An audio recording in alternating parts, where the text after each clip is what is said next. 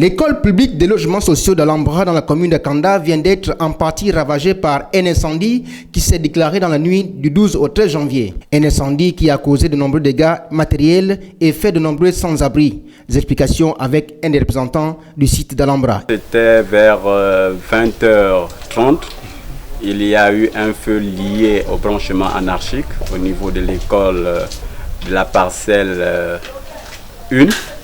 Des logements des cités Alhambra et le feu a démarré timidement, mais comme nous n'avons pas de moyens pour éteindre ce feu s'est propagé et ça a brûlé pratiquement plus de 2 salles et ça a fait de nombreux dégâts matériels et il y a eu plus de peur que de mal parce que des personnes ont été évacuées bien avant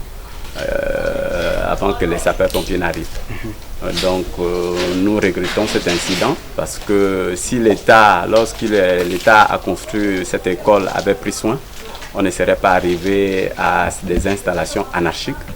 Mais malheureusement, depuis 2016 que nous sommes dans cette cité, rien n'a été fait. Et aujourd'hui, malgré que nous dénonçons que nous vivons sans le bon courant, sans eau, l'État ne fait absolument rien malgré notre passage à surface. Dans plusieurs médias, nous revendiquons aujourd'hui l'amélioration des conditions de vie.